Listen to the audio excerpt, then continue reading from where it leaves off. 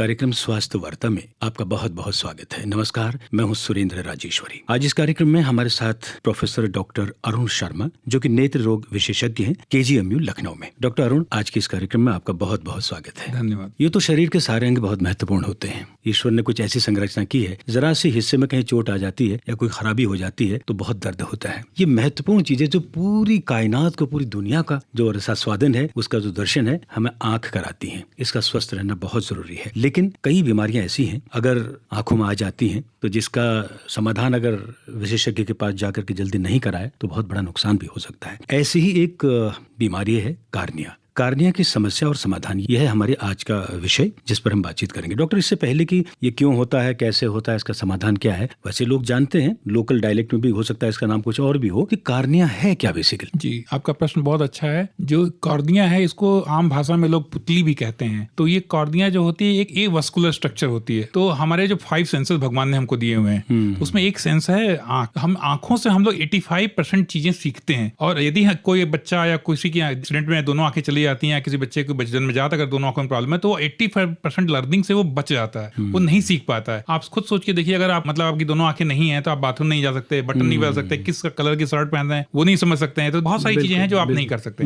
अच्छा, अब रही बात क्या कहते हैं कॉर्निया क्या होता है। कॉर्निया एक छोटा सा पतला स्ट्रक्चर होता है जो 0.5 मिलीमीटर आप कह सकते हैं। ये आंख के ऊपरी सतह से होता है और ये एवास्कुलर होता है, मतलब इसमें कोई धमनियां नहीं होती हैं। अच्छा। और इसको जो न्यूट्रिशन मिलता है, वो जो टीयर होती है उससे न्यूट्रिशन मिलता है। ये शीशे की तरह होता है, तो चश्मा जो होता है वो रेज को फोकस करता है। तो ये कॉर्निया जो होती है, ये रेज को पर्दे पे फोकस करती है। तो जब ये फोकस करती है, तो जिसका अगर नॉर्मल नहीं होता है तो उसको चश्मे लगाने की जरूरत पड़ती है। इसमें मायोपिया और हाइपरमेट्रोपिया की आपने नाम सुना है। तो पुतली का मेन काम जो है वो रेज को फोकस करना। लेकिन ये बहुत बड़ा काम है, इसलिए बड़ा है कि अगर मान ली किसी की पुतली सफेद हो गई या किसी वजह से डैमेज हो गई तो वो फोकस नहीं कर पाएगा, उसको दिख नहीं पाएगा। तो पुतली का मेन काम है रेज को फोकस करना। ओके, ये कार्निया के होने के मुख्य कारण क्या है? जी, जैसा कि मैंने आपको बताया कि पुतली का जो न्यूट्रिशन होता है वो टीयर फिल्म से मिलता है। तो पहली बीमारी तो तब हो जाती है जब आपकी आंखों में मतलब टीयर का सिक्रेशन कम है, जिसको ड्राई आई बोलते हैं। ड्राई आई कई तरीके की होती हैं, मतलब सिंपल भी हो सकती है, मॉडरेट भी हो सकती है, सीवियर भी हो सकती है। तो जो सीवियर ड्राई आई होती है वो क्या कहते हैं कि बहुत खराब होती है, इसमें दर्द, लाली, ये सब चीजें होती हैं। प्लस एक चीज और भी कॉमन होती है ड्राई आई से रिलेटेड, जो कि इसको बोलते हैं हम लोग कंप्यूटर विजन सिंड्रोम। तो एक बीमारी का नाम आया कंप्यूटर विजन सिंड्रोम। ये क्या होता है, जब आदमी पढ़ाई कर रहा होता है या किसी जॉब में होता है और टीवी स्क्रीन के सामने होता है, उसको 6 घंटे काम करने, तो वो टकाटक आंख लगाए रखता है और वो मतलब अपनी पलक ब्लिंक नहीं कर पाता। जब ब्लिंक नहीं कर पाता तो कॉर्निया को टीयर फिल्म नहीं पहुंच पाती है, तो जिसकी वजह से उसको ड्राई आई हो जाती है। और एक समस्या होती है ट्रॉमा की। तो ट्रॉमा जो है पुतली में 2 तरीके से होते हैं। एक तो ऐसा ट्रॉमा होता है जिससे आंख में छेद हो जाता है, कट जाता है, या एक ऐसा होता है जैसे मान लीजिए फार्मर भाई लोग हैं हमारे, उनके पत्तियों से चोट लग गई है, वेजिटेटिव ऑर्गन से, मतलब लकड़ी की बनी हुई किसी भी चीज से चोट लग गई, तो उससे फंगल अल्सर हो सकता है। तो अल्सर एक और बीमारी है, बैक्टीरियल अल्सर, फंगल अल्सर और वायरल अल्सर। वायरल अल्सर उन लोगों को ज्यादा होता है जिनकी इम्यूनिटी कम होती है। तीसरी बीमारी ये होती है कि अगर पुतली का, जैसा मैंने बताया कि काम होता है रेज को फोकस करना, यदि ये रोज रेज को पहले फोकस कर देती है पुतली से तो उसको बोलते हैं हम लोग मायोपिया। यदि उसके बियॉन्ड अगर फोकस कर देती है तो उसको बोलते हैं हम लोग हाइपरमेट्रोपिया। और भी कई सारी बीमारियां होती है, आंख में आपके कुछ फॉरेन बॉडी पड़ जाए और डीजेनरेशन होती हैं और सफेदी होती है पुतली में, इस तरह की कई सारी बीमारियां होती हैं। कैसे पहचाना जाए कि कॉर्निया हो गया है? इसके शुरुआती जो लक्षण है वो कौन कौन से? पुतली की बीमारी में सबसे बड़ा लक्षण तो आपको ये आएगा कि आपको आंख में डिस्कम्फर्ट लगेगा, पेन होगा, और सबसे बड़ी प्रॉब्लम आपको देखने में प्रॉब्लम आएगी। मतलब आपको चीजें धुंधली धुंधली दिखेंगी और पलकों में स्वेलिंग हो सकती है। अच्छा। तो ये सब इसके मतलब एक सिम्टम अगर पूछा जाए तो एक सिम्टम जो है वो उसको कम दिखेगा। अच्छा, कितना खतरनाक हो सकता है अगर ये हो गया बहुत तो? खतरनाक है। जैसा कि मैंने आपको बताया कि पुतली अगर मान ली किसी की सफेद है, वो एक ही आंख उसका काम कर रहा है, दूसरा नहीं कर रहा, डीएल नहीं बन सकता उसका। उसको रोड क्रॉस करने में भाई 2 आंख से क्या होता है, आप जब 2 आंखें होती हैं इंसान के पास तो वो डेप्थ को पहचान पाता है। जब उसके पास एक आंख होती है तो डेप्थ को उसको एसेस करने में उसको प्रॉब्लम होती है। अगर रोड पे गाड़ी चला रहा है तो उसको भी एसेस करने में गाड़ी क्रॉस करनी है नहीं करनी है, इसको करने में थोड़ा उसको असेसमेंट में प्रॉब्लम होती है। तो डेप्थ को वो करने में प्रॉब्लम होती है। तो सिंगल आई का मतलब कि डीएल भी मतलब कि बहुत परमिशन लेने के बाद बनता है। तो मतलब कि पुतली वैसे भी कोई बीमारी के शरीर में है तो परेशानी तो करती है, लेकिन इसमें आपकी लर्निंग भी मतलब काफी अफेक्टेड हो जाती है। अच्छा, इसमें उम्र का भी कोई मसला है क्या? जी बिल्कुल, जैसा कि मैंने बताया बहुत सारी माताएं हैं हमारी ऐसी जो कमजोर होती हैं, अगर वो प्रेग्नेंट होती हैं, उनके पुतली की बीमारियां जन्मजात होती हैं। जन्मजात ग्लाउकोमा होता है, जन्मजात मोतियाबिंद होता है। अच्छा, ये सारी बीमारियां होती हैं। तो बचपन में भी होती हैं। आप प्लस जो लोग घर के बाहर रहते हैं, स्कूटर ड्राइव कर रहे हैं, मतलब जैसे आपके कारपेंटर्स हो गए, खेत में काम करने वाले लोग, हैं जो लकड़ी चोट लगने की संभावना बहुत होती है। आप देखिए सबके पास फोन है ही है, वो मतलब हमेशा फोन लेके चला, सारे रील्स पे रील्स 3 घंटे 4 घंटे देख रहा है, तो उससे ड्राई आई की प्रॉब्लम हो जाती है। तो ये सारी परेशानियां बहुत ही बाहुल्य रूप में हमारे देशों में देखी जा रही हैं। अच्छा, बच्चों में भी यही सिम्टम्स होते हैं? जी, देखने में परेशानी होगी और उसको लाली दर्द, और कई बार ऐसा भी होता है कि उसको रगड़ना, मतलब आंख को रगड़ना पड़ता है, मीचना पड़ता है। जैसे उसको दिखता नहीं तो आंख मीच मीच करके वो देखता है, कोशिश करता है कि दिखेगा कि नहीं, दिखेगा कि नहीं। तो यदि ये सब सिम्टम होते हैं तो उसको अवॉइड नहीं करना चाहिए और निकटतम डॉक्टर के पास उसको पहुंच करके अपने आप को दिखाना चाहिए। अच्छा, किसी को पहले से कोई दूसरी बीमारी है, मिसाल के तौर पर किसी को डायबिटीज है, मधुमेह है, या और कोई ट्यूबरकुलोसिस है, किसी तरह की अन्य बीमारियां हैं, उसका भी कार्यक्रम ज्यादा असर पड़ सकता है? नहीं, उसमें ज्यादा असर नहीं पड़ता है। मतलब ये होता है कि जैसे मान लीजिए जैसे डायबिटीज है, डायबिटीज में क्या होता है, ओवरऑल क्या कहते हैं, आपकी इम्यूनिटी कम हो जाती है, तो आपको इन्फेक्शन को कॉन्टैक्ट करने के चांसेस बढ़ जाते हैं। तो मतलब जैसे अगर 100 लोग हैं, अगर उसमें 50 लोगों का अगर डायबिटीज है, तो जिन लोगों को डायबिटीज उनको इन्फेक्शन होने के चांसेस ज्यादा हो सकते हैं, ज्यादा हो सकते हैं। ये अच्छा, ना हो कार्य रोग, चाहे बच्चे हों, चाहे जवान हो, चाहे वृद्ध हो, किन किन बातों का ध्यान रखना होगा कि ये बीमारी ना आए? जी देखिए, इसमें पहले तो आपको ये करना पड़ेगा, जैसा मैंने आपको बताया ड्राई आई वाली बात है। ड्राई आई के वाले जो लोग हैं, मतलब कि जो टीवी है और मतलब लैपटॉप है या और मतलब कोई गैजेट यूज कर रहे हैं, उनमें एहतियात बरतना चाहिए। जैसे मतलब हम लोग जब भी मिलते हैं कोई हमसे जो 6-7 घंटे काम करता है, उससे ये बोलते हैं कि जब भी आप काम करिए तो 20 मिनट काम करने के बाद 5-10 सेकंड के लिए आंख बंद करके बैठ जाइए, ताकि आपको टीयर का फ्लो आ जाए, या बीच में ब्लिंक करते रहिए, ठीक है। और दूसरा क्या करते हैं, जो लोग हमारे मतलब गाड़ी चलाते हैं, फार्मर्स हैं, तो वो प्रोटेक्टिव ग्लासेस मतलब यूज करें। पहले शीशे के ग्लासेस आते थे, अब जो है प्लास्टिक के ग्लासेस आते हैं अच्छी क्वालिटी के, तो वो मतलब कि टूटेंगे तो वो आंख के अंदर धसेंगे नहीं, वो वहीं क्रैक हो जाएंगे बस खाली।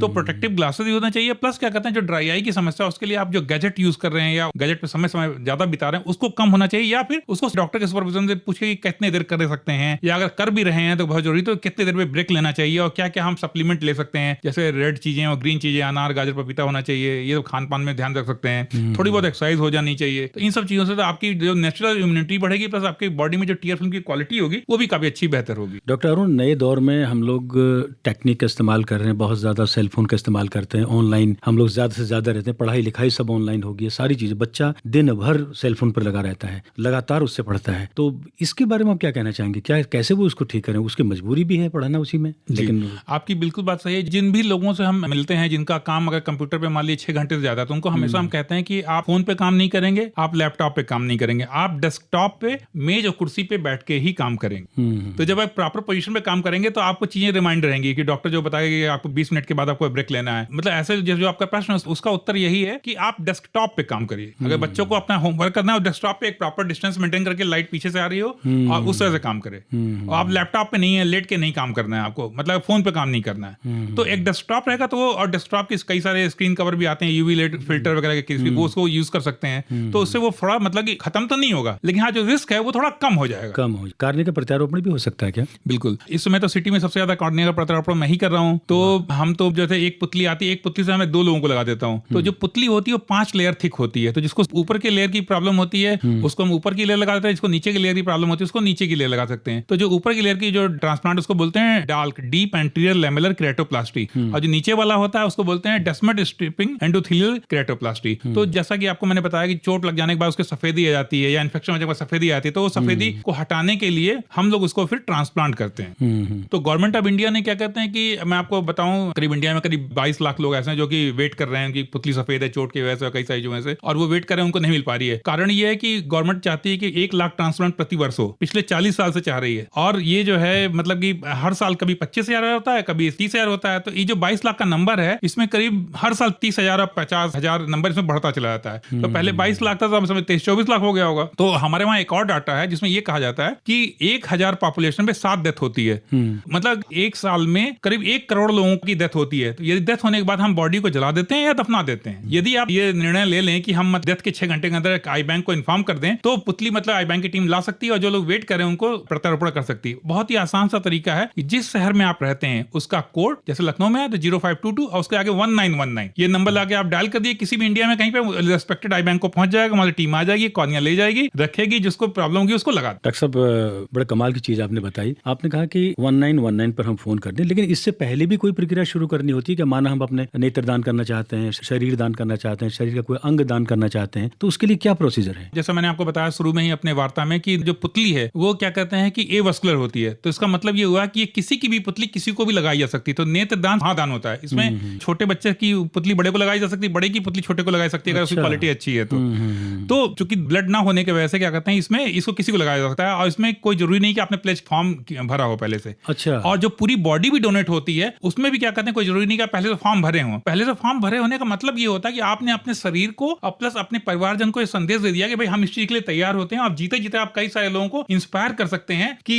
भाई मरने के बाद तो आपको क्या मालूम है कौन आपके बात से इंस्पायर हो रहा है, लेकिन जीते जी जब आपने किसी को फॉर्म भर देते हैं तो आप अपने आप को इंस्पायर करते हैं कि हम एक अच्छा कार्य कर रहे हैं, तथा आपके जो आसपास के लोग होते हैं वो लोग भी बोलते हैं भाई ये आदमी ने किया मेरे को भी करना है। तो इसका कोई लीगल तरह का नहीं है कि आपने फॉर्म नहीं भरा है तो दान नहीं होगा? नहीं, कोई वो नहीं है। मतलब जैसे जो मेडिकल लीगल केस में मतलब जो डेथ होती है उसमें प्रॉब्लम आती है, तो उसके लिए भी हम लोगों ने 2018 में आई थिंक सुलखान सिंह साहब डीजीपी थे, तो उस समय हम लोगों ने उनसे मिले थे और उनसे मिलकर रिक्वेस्ट किया, तो उन्होंने बोला कि ठीक है आप जब भी मतलब कोई हमारी बॉडी मॉर्चरी में आती है जो मेडिकल लीगल केस की होगी तो उसको अगर परिवार अगर उसके तैयार हैं देने के लिए तो पुलिस वाले से कोऑपरेट करेंगे, पुतली पहले दान की जाएगी। तो इस चक्कर में यूपी के सारे थानों में मतलब ये लेटर सुलखान जी साहब का मैं धन्यवाद करता हूँ कि उनकी वजह से सारे थानों में मतलब लेटर गया और सभी लोग मतलब सब कोऑपरेट करते हैं। तो अभी किसी का भी मेडिकल लीगल केस में अगर डेथ होती है उसके परिवार वाले अगर चाहते हैं देना तो फिर क्या कहते हैं कि पुलिस वाले से कोऑपरेट करते हैं और उसको जल्दी से जल्दी दान करवाने की कोशिश करते हैं। अच्छा, इस कार्य कोई नई तकनीकी भी आ गई है क्या? नहीं, जैसा कि मैंने आपको बताया, जैसे मतलब हमने चूंकि ऑल इंडिया में ट्रेनिंग ले रखी है और दिशा आई केयर सेंटर बैरकपुर में हमने ट्रेनिंग ले रखी है, तो हम एक पुतली से 2 लोगों को लगा सकते हैं। तो मतलब कि